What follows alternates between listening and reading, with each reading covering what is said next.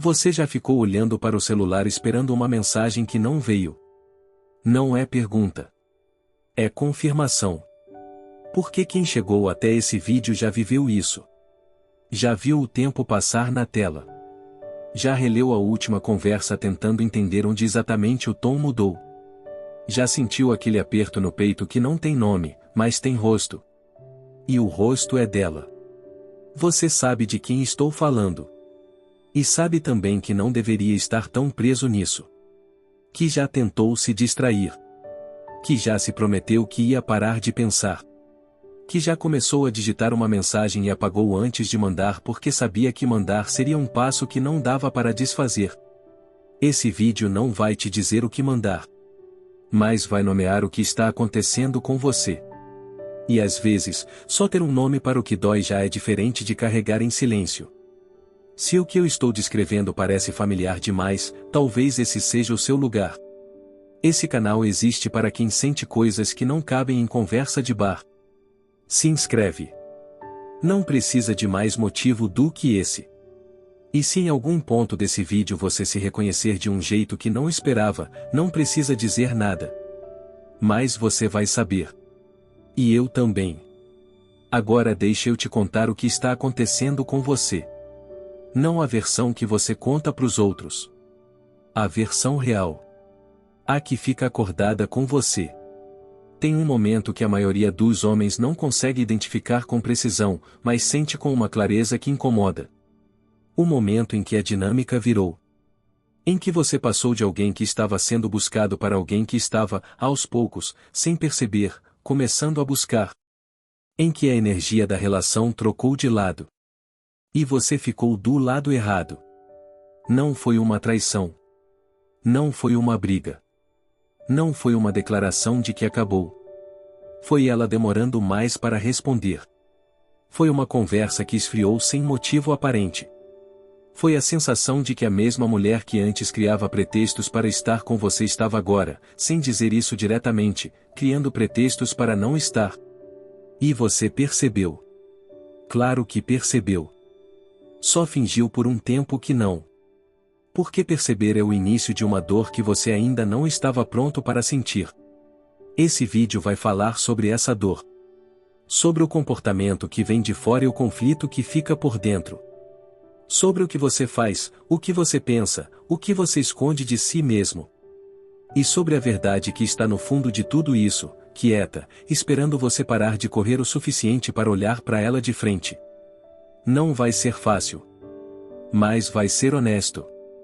E honestidade, às vezes, é a única coisa que ainda faz sentido. Tem um tipo de afastamento que não deixa provas. Não é o fim declarado. Não é o silêncio total, o bloqueio, a conversa definitiva. É o outro tipo. O que fica. O que continua respondendo. O que aparece de vez em quando, só o suficiente para você não ter certeza do que está acontecendo. O afastamento que se disfarça de normalidade e te deixa sem chão porque você não tem nem o que mostrar para ninguém. Como você vai explicar que está sofrendo por uma mensagem que chegou? Que a dor está na forma como ela respondeu, no que não disse, no tempo que levou. As pessoas não entendem esse tipo de dor. Falam que você está exagerando. Que se ela ainda fala com você não tem motivo para preocupação. Que homem não deveria ficar assim por causa de mulher. Mas você entende. E eu entendo. Porque o distanciamento emocional não precisa de silêncio para existir. Ele existe no meio das palavras.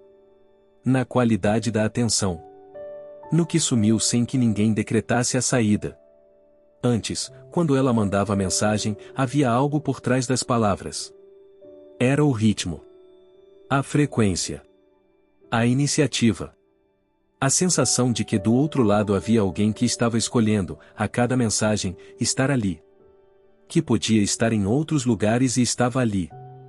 Que te escolhia. Isso foi o que sumiu primeiro. Não o contato. O contato ainda existe. Mas aquela corrente invisível que passava de uma tela para outra e te deixava diferente por dentro, aquilo foi o que apagou. E você ficou tentando entender como um fio que ainda está conectado pode ter parado de transmitir. As respostas se tornaram curtas. Não monossilábicas, porque isso seria mais fácil de identificar. Curtas da maneira certa para serem razoáveis. Para que você não tivesse argumento. Para que, se você dissesse que ela estava distante, ela pudesse apontar a última conversa e dizer que você estava interpretando errado. E você começasse a duvidar de si mesmo antes de duvidar dela. Isso também é uma forma de afastamento. A que te faz questionar a sua própria percepção. Você começou a notar as ausências antes de notar as presenças. Começou a medir o tempo de resposta sem querer medir. Começou a comparar o jeito que ela estava agindo com o jeito que ela agia antes, como se tivesse um arquivo na memória e ficasse consultando esse arquivo compulsivamente, buscando o momento exato da divergência. O problema é que não tem um momento exato. Foi gradual. Foi tão gradual que parecia natural. Como o inverno que não avisa que chegou, só vai esfriando devagar até você acordar um dia e perceber que está frio há semanas e não tinha prestado atenção. E agora você está prestando atenção em tudo. No tempo que ela leva para ver a sua mensagem depois de visualizar. Na forma como ela fala sobre o fim de semana, se menciona você ou não. Em se ela ainda pergunta sobre a sua vida ou se as conversas foram se tornando funcionais, sem temperatura. No jeito como ela age quando estão juntos, se ela está de fato presente ou se está de corpo ali e mente em outro lugar. Você virou um detetive do que está perdendo. E a investigação não para porque a resposta nunca é conclusiva. Sempre tem uma margem de dúvida. Sempre tem um momento em que ela age como antes e você respira e pensa que estava exagerando. E depois tem outro momento que confirma o que você estava sentindo e você volta para a angústia. Esse ciclo tem um nome. Mas o nome não alivia. O que está acontecendo, consciente ou não, é que você está sendo mantido numa oscilação constante. Entre o quente e o frio. Entre a esperança e o medo. Entre a certeza de que algo mudou e a dúvida de que talvez seja coisa da sua cabeça. E nessa oscilação você gasta energia. Muita energia. A maior parte da sua energia emocional disponível vai para processar essa relação que, na prática, ocupa um espaço muito menor na vida dela do que ocupa na sua. Isso é doloroso de dizer. Mas é verdade. Enquanto você está aqui, assistindo esse vídeo tarde da noite tentando entender o que está acontecendo, ela provavelmente não está fazendo o equivalente. Não está relendo as últimas conversas. Não está tentando decifrar o subtexto de cada coisa que você disse. E isso não é porque ela é insensível. É porque a distribuição emocional dessa relação ficou assimétrica.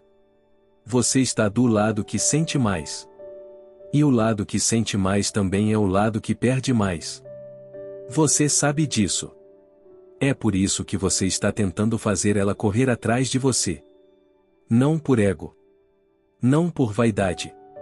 Mas porque no fundo você quer que a distribuição seja igual.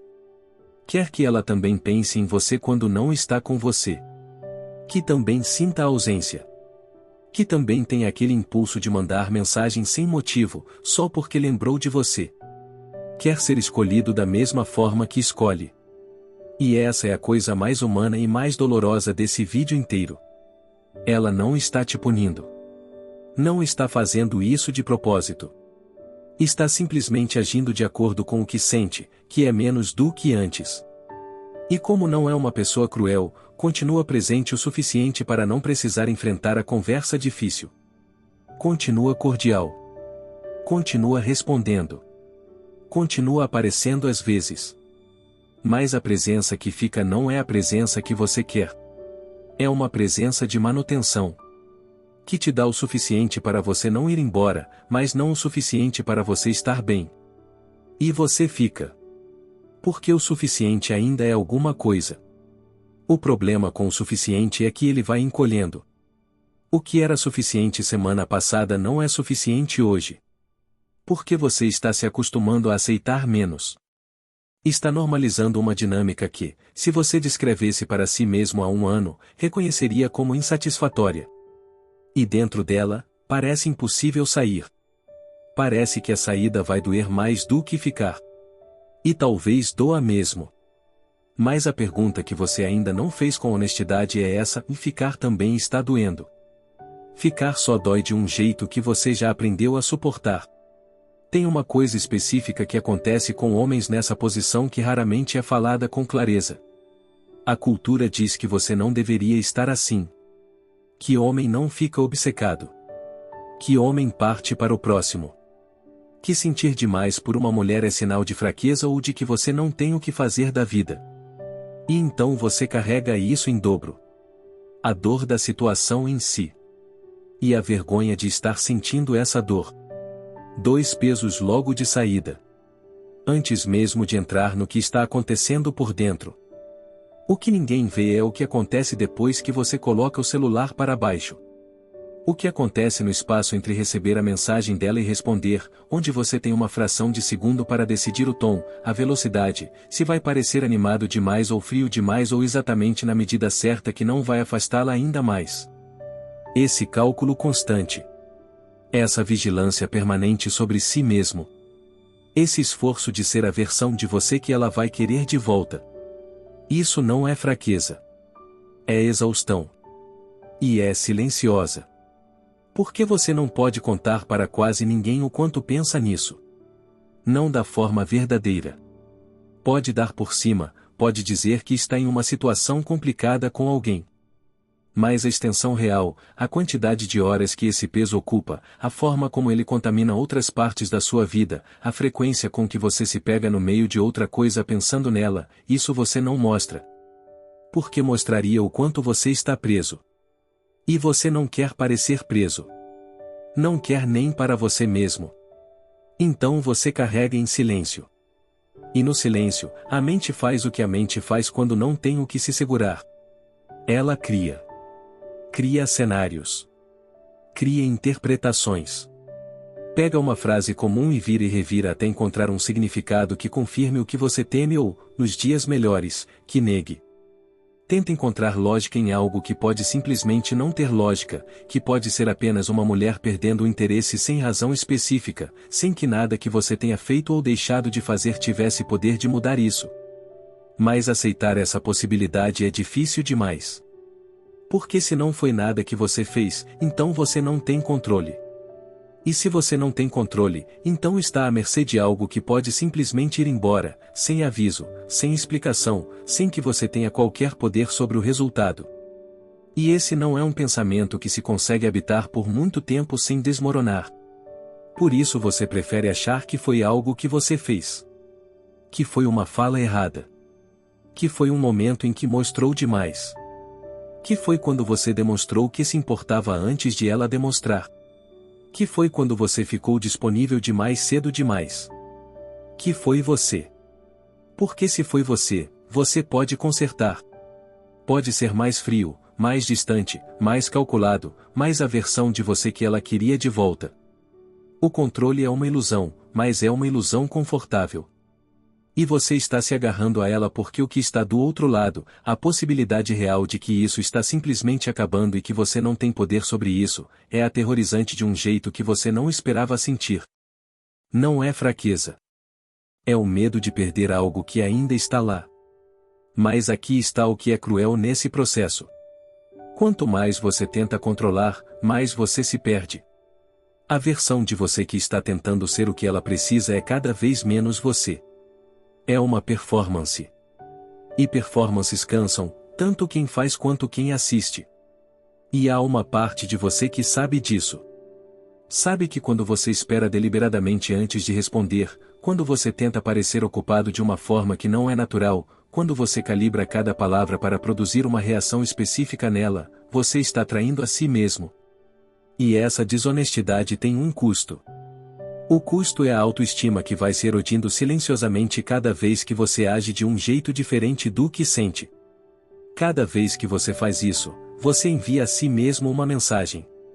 A mensagem é: do que você é naturalmente não é suficiente. Você precisa se ajustar para ser aceito. E o problema é que você já recebeu versões dessa mensagem antes. Não só dela. De outros lugares. Talvez de muito antes. E quando uma mensagem chega repetida de fontes diferentes ao longo do tempo, ela para de parecer uma opinião e começa a parecer um fato. E você começa a acreditar. Não em palavras, mas no comportamento. Na escolha de esconder o quanto sente. Na contenção constante de si mesmo para não parecer desesperado, como se sentir com intensidade fosse uma vulnerabilidade que precisa ser ocultada. Sentir com intensidade não é fraqueza. Mas eu sei que você não acredita nisso agora. Porque agora tudo o que você sente parece excessivo. Parece que você está sentindo mais do que a situação merece. Mais do que ela merece. Mais do que você deveria se permitir sentir por alguém que está te tratando de uma forma que você reconhece como menos do que quer. E junto com tudo isso vem o julgamento. Você se julga por sentir. Julga por estar preso. Julga por estar assistindo esse vídeo. Julga por não conseguir simplesmente virar a página como você acha que deveria conseguir.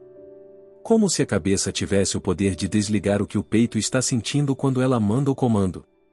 Não tem. E você carrega o peso de sentir e o peso de se julgar por sentir ao mesmo tempo. 2 pesos. 1 corpo. E no meio disso tudo existe ainda outra coisa. Existe a memória de como foi quando era bom. Quando ela estava presente. Quando você não precisava monitorar nada. Quando a conversa fluía sem estratégia, sem cálculo, sem medo de errar o tom. Essa memória é sedutora e traiçoeira ao mesmo tempo. Sedutora porque é real. Porque aquilo existiu. Você não inventou. Ela esteve presente de uma forma que fez você se sentir visto. E ser visto de um jeito que você raramente se sente é uma coisa poderosa. Não é fácil de largar. Traiçoeira porque essa memória te mantém esperando por algo que pode nunca voltar. Que, se voltasse, provavelmente voltaria diferente. E enquanto você espera por aquela versão, está perdendo o presente. Está vivendo em função de uma possibilidade que não está em suas mãos. Mas largar a esperança parece tão definitivo. E você não está pronto para definitivo. Ainda não. Então você fica numa espécie de limbo emocional que não é presença nem ausência. Que não é investimento nem desistência. Que é esse estado intermediário e esgotante onde você está sempre a meio caminho de alguma decisão que nunca chega. Esse estado tem um custo que não aparece de imediato. Aparece no trabalho, na concentração que some no meio de uma tarefa simples. Aparece nas outras relações, na forma como você está menos disponível para as pessoas ao redor porque a maior parte de você está ocupada processando essa. Aparece na forma como você perdeu um pouco do eixo. Não o eixo que os outros veem. O interno. O que te fazia saber o que você queria e ir atrás sem tanto peso. E então você fica em silêncio. Com tudo isso dentro. E o silêncio parece mais seguro do que falar. Porque falar em voz alta torna real. E real é o que você ainda está tentando adiar. Chegamos aqui. Não com resposta. Não com saída. Com verdade. Só com isso. A verdade é que não existe uma técnica para fazer alguém correr atrás de você da forma que você quer que ela corra. Não da forma que te satisfaz. Não da forma que resolve o que está por baixo de tudo isso. Existem comportamentos que criam atração. Existem dinâmicas que aumentam o desejo. Existem formas de se posicionar que geram mais interesse do que outras. Isso é real. A psicologia da atração tem mecanismos que funcionam de maneiras documentadas e previsíveis. Mas nenhum desses mecanismos resolve o que você está sentindo agora. Porque o que você está sentindo agora não é falta de técnica. É falta de reciprocidade. E reciprocidade não se cria com estratégia. Se cria, quando se cria, com tempo, com escolha, com alinhamento genuíno entre duas pessoas que querem a mesma coisa no mesmo momento. E se esse alinhamento não existe agora, nenhuma técnica vai criar. O que a técnica faz, quando funciona, é criar uma versão temporária do que você quer. Ela responde mais rápido. Demonstra mais interesse. Toma iniciativa. E você sente alívio. Sente que funcionou. Sente que encontrou o caminho. E então o alívio passa. E você está de volta ao mesmo lugar. Com as mesmas perguntas. Porque a técnica não mudou o que está por baixo.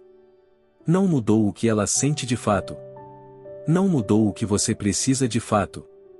Só adiou o momento de olhar para ambas as coisas com honestidade. Essa é a parte que ninguém quer ouvir. A parte que prefere acreditar que existe um jeito certo de agir que vai fazer tudo se encaixar. Que se você fizer X ela vai fazer Y. Que o problema tem solução e a solução é um comportamento diferente. Às vezes é. Em algumas situações, uma mudança de postura muda genuinamente a dinâmica e as coisas se alinham de um lugar mais saudável. Isso acontece. Não estou dizendo que não acontece.